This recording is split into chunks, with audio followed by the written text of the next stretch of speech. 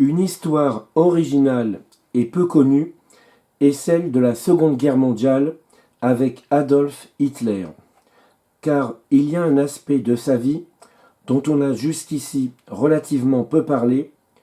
Il s'agit de ses rapports avec les 5 astrologues, car on a dit que Hitler s'entourait de toute une cour de voyants, plus ou moins authentiques, d'occultistes, de magnétiseurs, qu'il vivait sous l'emprise de diverses sectes diaboliques et qu'il baignait dans une constante atmosphère de sorcellerie et de basse magie.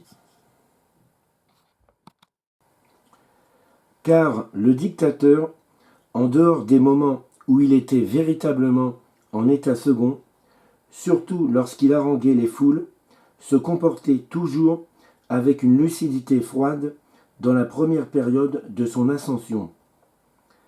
Avant d'entreprendre toute action d'envergure, il la préparait dans les moindres détails, supputait, calculait ses probabilités de réussite d'une façon minutieuse et méthodique.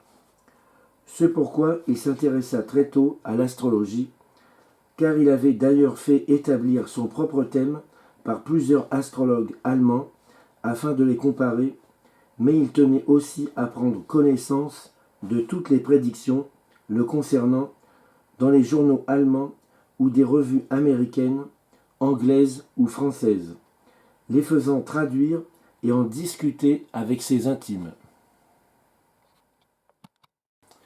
Ces précisions viennent d'une vieille dame allemande d'origine juive dont Simone de Tervagne, voyante professionnelle, avait fait la connaissance à Nice pendant la guerre.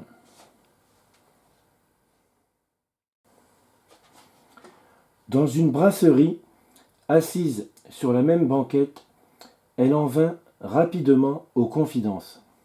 Elle s'était réfugiée en France à l'avènement du nazisme. Son frère avait été ministre du Reich avant que Hitler prît le pouvoir. Par lui, elle connaissait des détails sur le Führer, sur les rouages et les dessous du national-socialisme à ses débuts. Et elle savait que celui qui l'avait dépossédé de tous ses biens avait été extrêmement impressionné par des prévisions qu'un astrologue belge avait faites au cours de l'année 1934. Elle prévoyait la réussite fulgurante du dictateur qui serait suivie par sa chute précipitée et par une fin dramatique dans les années 1943-1944. Madame Frida Simon s'accrochait personnellement à cette prédiction comme à une bouée de sauvetage, car grâce à cet astrologue dont elle avait oublié le nom, elle entrevoyait l'espoir dans un proche avenir de retourner dans son pays, mais malheureusement, la pauvre femme ne connut pas cette joie, car quelques mois plus tard, des miliciens français aux ordres de l'occupant vinrent en pleine nuit l'arrêter dans son modeste studio. Comme des centaines de milliers de ses confrères visionnaires, elle fut une innocente victime de la barbarie nazie. Simone de Tervagne, à l'époque, intriguée par l'histoire de l'astrologue belge et désireuse d'en savoir plus long, une fois la guerre terminée, alerta des amis bruxellois et après de patientes recherches, ils finirent par découvrir chez un bouquiniste l'exemplaire d'une revue astrologique intitulée Demain, datée de juillet 1934 et qui contenait le texte complet de l'horoscope d'Hitler, effectué par l'astrologue qui se nommait Gustave Lambert Brahy, dont le passage le plus saisissant raconte qu'à partir de juillet 1934, Hitler bénéficia d'une série de 8 directions bénéfiques s'échelonnant jusqu'au printemps 1939. C'est seulement de décembre 1939 au printemps 1944 que de mauvaises directions entrèrent en jeu. Chose curieuse, ces 4 mauvaises directions étaient formées par la planète Neptune, qui dans le thème de nativité occupe la maison 8. Or, en astrologie génétiliaque, cela représente la mort du sujet, et en astrologie politique, cela représente les complots et les conspirations. D'après Madame Frida Simon, ce texte avait suscité d'orageuses discussions entre le dictateur et ses habituels astrologues qui redoutaient ses accès de colère, et craignant pour leur vie, s'étaient bien gardés de lui prédire la catastrophe finale. Comme Annussen et Karl Kraft, qui sont les 2 plus célèbres, les surprenants détails qui vont suivre ont été donnés à Simone de Tervagne par Hans Kurt et Alec Dan dans les années 1920. Annussen était propriétaire d'un petit bar à Berlin car il exerçait déjà la profession d'astrologue. Il avait peint des signes du zodiaque sur les murs, sur les sièges et sur les tables. Dans cette atmosphère sidérale, il distribuait des prévisions et des chopes de bière. C'était là que se rendait souvent le capitaine Ernest Röhm, l'ami de la première heure d'Adolf Hitler, et se joignirent bientôt un inconnu nommé Himmler ainsi que Rudolf Hess, c'est-à-dire la plupart des futures gloires du Troisième Reich. Pour eux, debout derrière son comptoir, Annussen se livrait à de savants calculs. Pour le thème de Hitler et de ses généraux qui étaient minutieusement étudiés, car c'est à travers lui que ses amis cherchaient à connaître les périodes les plus favorables pour imposer et faire triompher leur mouvement politique. Car il est certain, d'après Alec Dan, que ce fut là, dans ce petit bar, que furent conçus et préparés de nombreux plans et projets, lesquels ont finalement amené Hitler au pouvoir au début de 1933. Mais une constatation avait surtout frappé Annussen: tous les thèmes de ces différentes personnalités, parfois si opposées, annonçaient une soudaine réussite, une grande notoriété, et indiquaient avec précision qu'il y aurait des contacts avec les foules à partir des années 1930. Profitant du désarroi de la population réduite au chômage en raison de la très grave crise économique qui secouait l'Allemagne, 107 députés nazis furent élus au Reichstag. À partir de ce moment-là, l'étoile de Annussen brilla d'un éclat tout particulier. Il était comblé de cadeaux et d'argent par ses clients du début et fonda plusieurs journaux spécialisés dans l'astrologie et les sciences occultes. Et il quitta son petit bar pour ouvrir un nouveau centre astrologique dans un plus vaste local décoré de la même façon, et où affluaient les plus importants personnages du régime que Hitler avait fait ministre et qu'il envoyait à des séances publiques, car il était trop avisé pour cela et ne s'y rendait jamais. Ses délégués, ses collaborateurs les plus dévoués. Surtout Himmler, qui fut nommé chef de la Gestapo à partir de 1934 et fut l'organisateur des camps de concentration, ainsi que Rudolf Hess comme émissaire qui devait lui rapporter les thèmes astraux de ses adversaires, approfondis et précis concernant leurs points faibles et leurs périodes défavorables, ainsi que ses proches, car extrêmement soupçonneux, il se méfiait autant de sa famille que de ses ennemis. Il n'hésita pas à faire assassiner Ernest Röhm car son thème indiquait des tendances déviationnistes. Profitant d'un désaccord politique grandissant, il chargea Himmler de l'éliminer. Différentes indications du thème astral de Erwin Rommel, fanatique nazi de la première heure, n'aurait pas échappé à la sagacité sourcilleuse du Führer et donna à ce grand militaire l'ordre de se suicider. Car Rommel, convaincu que tout espoir de vaincre l'adversaire était perdu, avait donc participé au complot du 20 juillet 1944 contre le dictateur avant de se suicider. Le nombre de fins tragiques réservées à ceux dont Hanussen avait dressé le thème est impressionnant. Après une vertigineuse ascension, Himmler fut nommé ministre de l'Intérieur en 1943 avant d'être désavoué par le Führer et démis de ses fonctions. Le jour même où il eut vent de contacts secrets avec les Anglais, mais arrêté par ceux-ci, ce qui le mettait ainsi à l'abri des représailles du dictateur. Il se suicida en avalant du cyanure. Quant à Hanussen, après sa période de gloire et de luxe, entouré de ses 5 admirateurs, il connut l'amertume de la disgrâce. Car sur l'ordre de Hitler, ses conférences furent soudain supprimées. Ensuite, il dut déménager plusieurs fois et finalement, ses amis perdirent sa trace. Il avait été arrêté par la Gestapo et tenu au secret dans un cachot pendant longtemps.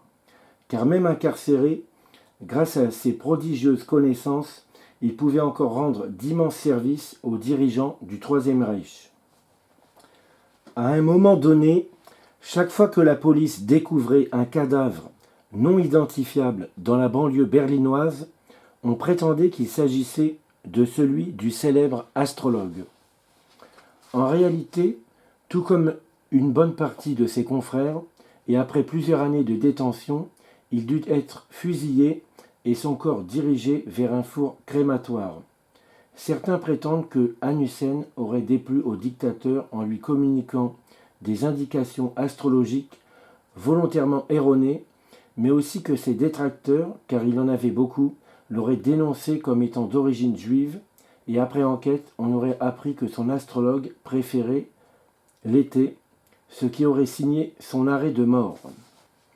Le second astrologue favori de Hitler, d'origine suisse, n'eut pas plus de chance que son illustre prédécesseur.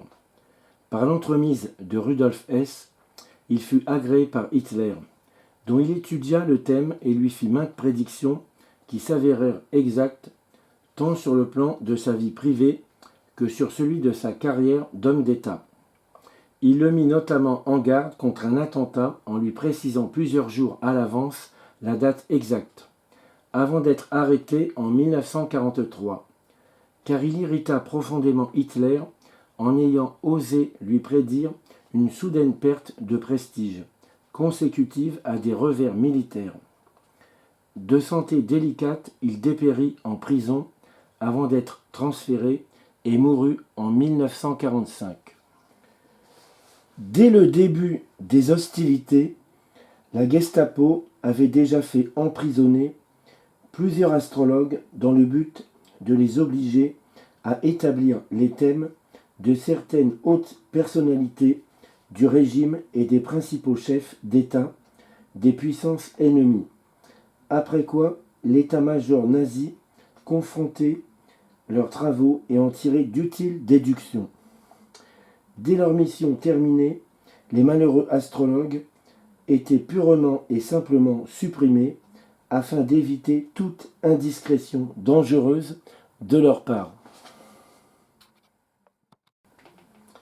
Il est surprenant de mesurer avec le recul l'ampleur du rôle que joua l'astrologie dans la Seconde Guerre mondiale.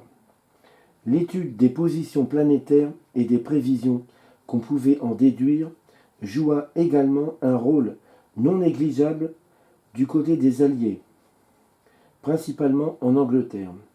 On peut affirmer que l'astrologie fut leur arme secrète.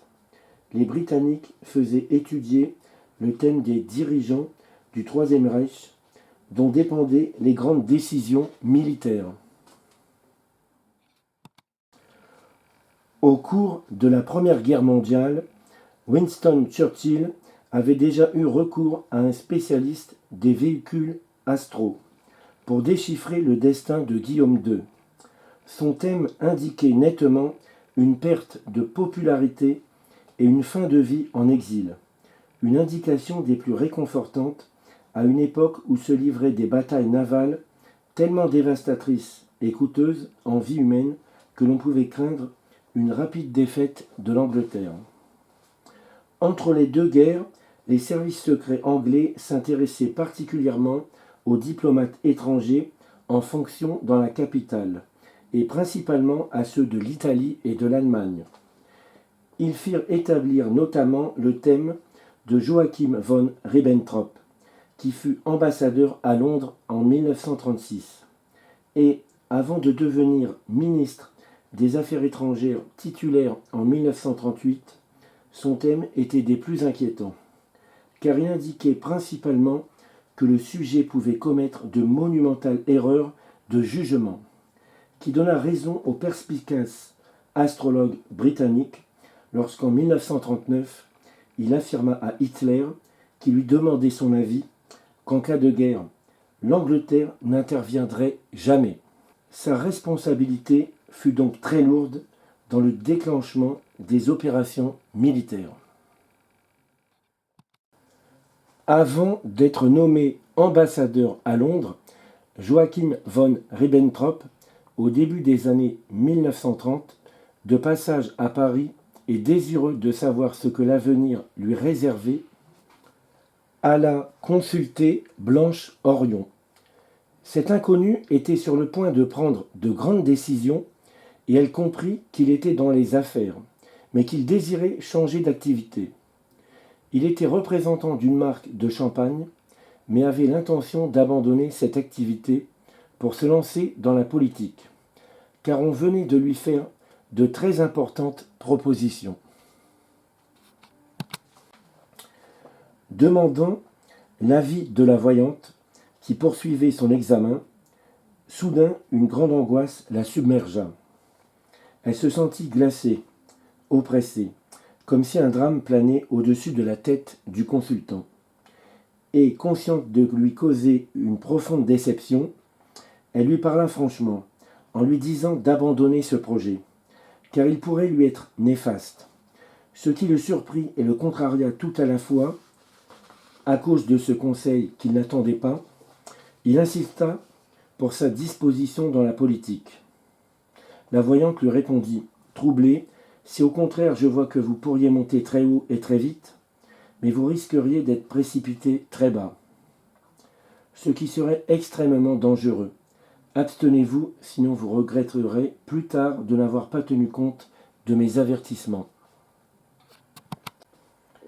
Elle lui avait annoncé sa réussite, cela seul importait pour lui, car la suite, il ne voulait pas la connaître, et il ne la croyait pas.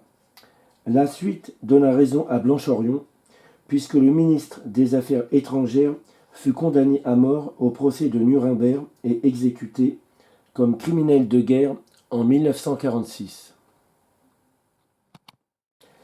L'astrologue Louis de Wohl figurait parmi les plus actifs. Il avait ses entrées au ministère de la Guerre, où un bureau lui était réservé en permanence. Winston Churchill, alors Premier ministre, ainsi que son état-major, le consultèrent dans les périodes les plus cruciales. Les Alliés suivirent ces indications pour fixer notamment la date du débarquement sur les côtes normandes. Dès 1938, Louis de Wohl avait prévu la déclaration de la guerre, la chute et la mort d'Hitler, dont on ne découvrirait jamais les circonstances exactes. Depuis 1925, il exerçait en Allemagne la profession d'écrivain, de journaliste et d'astrologue. Il était très apprécié en raison de ses dons réels, de sa vive intelligence et de sa distinction. Hitler entendit vanter ses mérites et manifesta bientôt son intention de l'approcher. Mais l'astrologue pressentit immédiatement tous les ennuis, pour ne pas dire plus, qui découleraient de sa collaboration.